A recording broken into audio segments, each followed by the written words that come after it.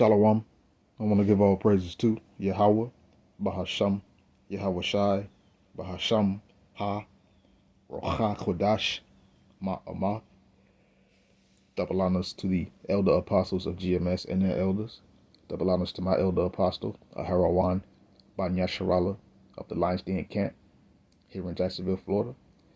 And Shalom to the sincere Akim, preaching his truth and sincerity around the four corners of this earth. I'm Nakar Harab Ban Yasharala, coming out of the Lions Den Camp of Yasharala here in Jacksonville, Florida. And today, I'll be coming out with a lesson. And the title of this lesson is War is in his heart. Because as you know, war is in this devil's heart. And the war that he really wants to wage is against Yasha Allah. Everything else or anyone else is just collateral or casualties of war. He really wants to come against the people of Yahweh Ba'ashim Yahushai. And in that, the men of the Lord as well. The ones that are speaking his truth. The ones that are exposing him.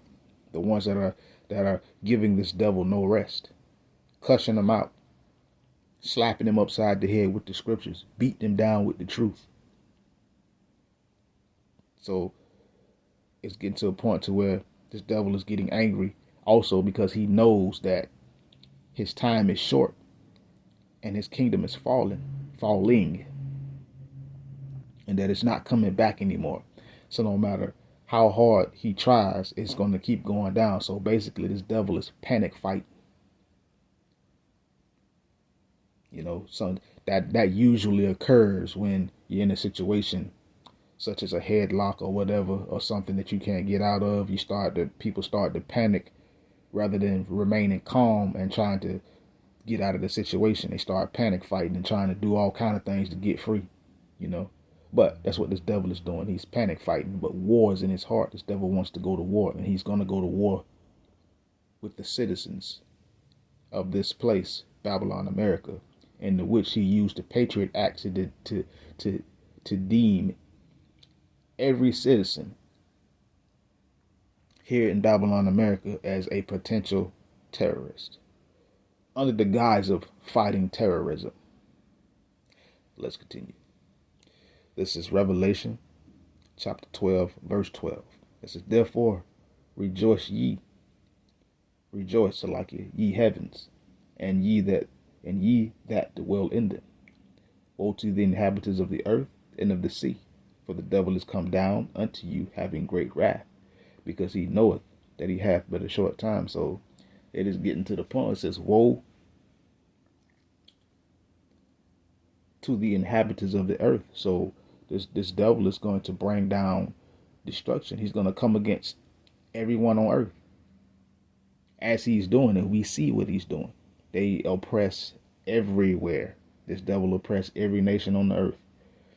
And just he really did a number on Jacob, you know.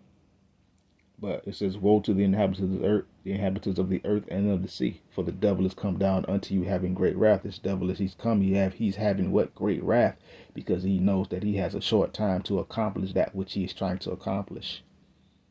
So he's going to use any measure or pull out any stop he can to achieve his pipe dream, because that's all it is. It's just a dream. It won't come to fruition, you know. But he has a short time in which to do these things. So that's why he's coming with violence and with force. That's why you hear them protesting and seeing things. W men fight back and stuff like that. Fight back against who? Who's taking the country? Who's driven this country into the ground? The so-called WHITE man. That's who did it. No other nations or people have done this. But let's continue. Let's go to Psalms 36.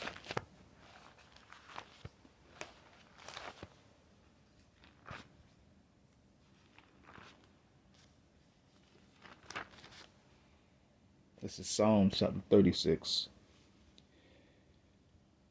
verse 1. It says, the transgression of the wicked saith in my heart, within my heart, that there is no fear of Yahweh before his eyes. So this is the grievous state of the wicked. And the transgression of the wicked, they say, in their heart, this devil in particular says in his heart that there is no fear. This devil says he doesn't fear the Most High.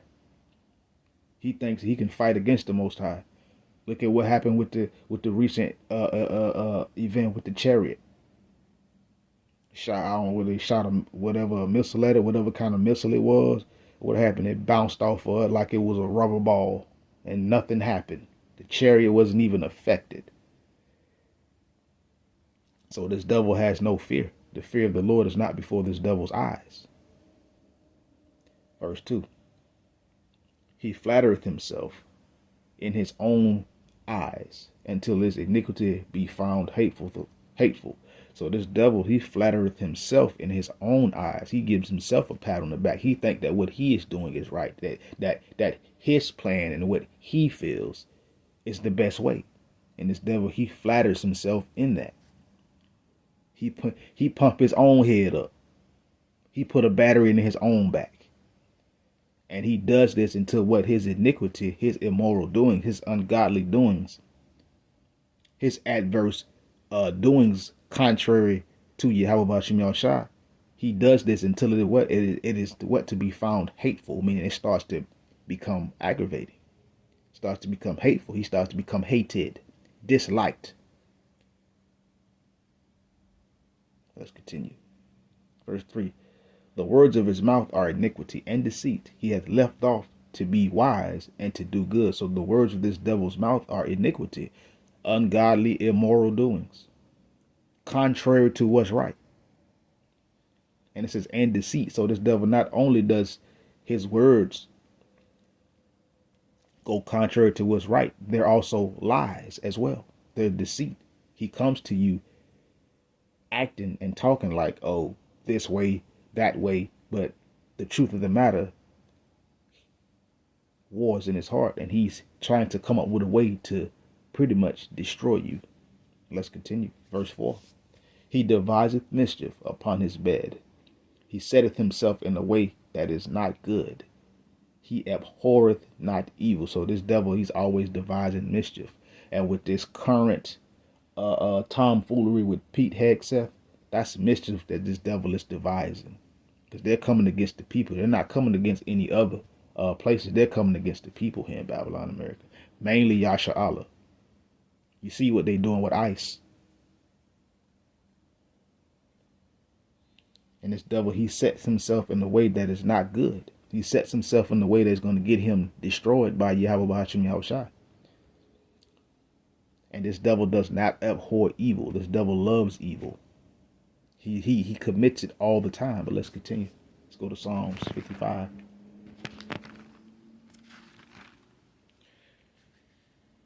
Verse 20. So like in Psalms 52, verse 1. Why boastest thou thyself in mischief, O mighty man? The goodness of the Lord Yahweh B'Shem Yahushua endureth continually. So this devil, he's boasting himself, what? In mischief. In sneaky, underhanded, immoral doings.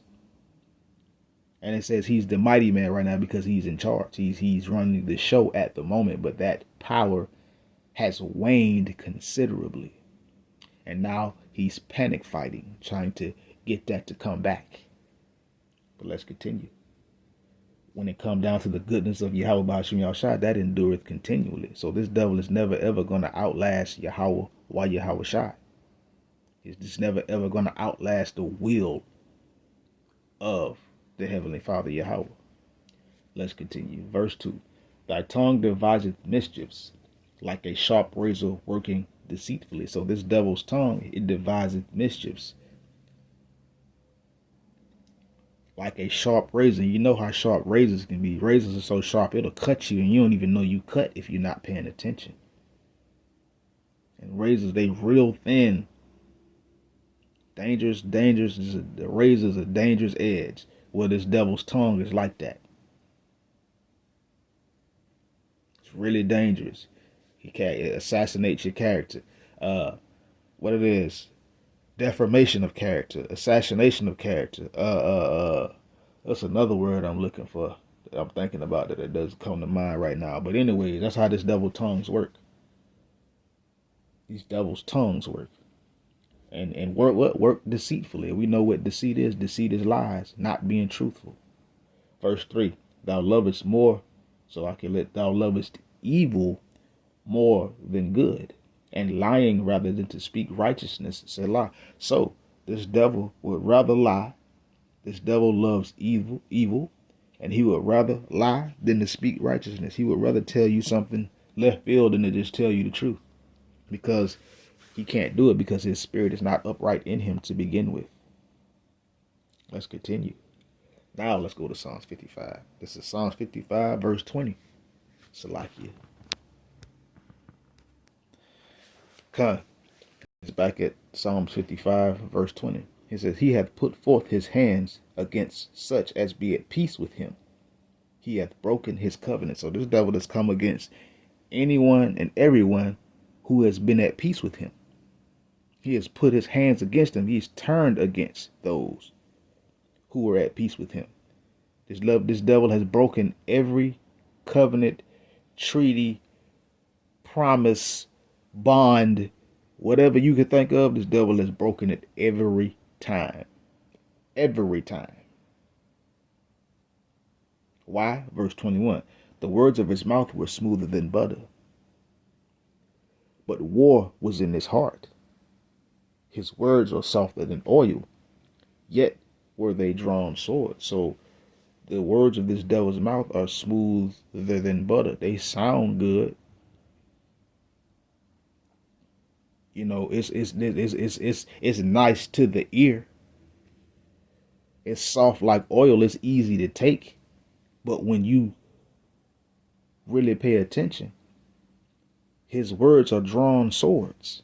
He is ready to take you down in any way, form, or fashion possible. He's trying to throw you into a pit. He's trying to get you out of the way. And that's what's going on right now. That's why we see all the tomfoolery and the theatrics from this devil. With the Jews will not replace us. Remember when they was chanting that, you know, the dunce cap wearers with the holes cut out. The W men fight back. That's another one. And all these other, this is their thing. And they're mad and they're trying to be mad at everybody else, but it's their fault. It's this devil's fault. You know. But nonetheless, war is in this devil's heart. And he gonna act on it. So turn to Yahweh B'Hashem El Shah while you still can. Double down if you've turned to the Lord. Ask the Lord to solidify you and confirm you even the more. Because this devil gonna do what the Lord said he was gonna do. War is in his heart. Shalom.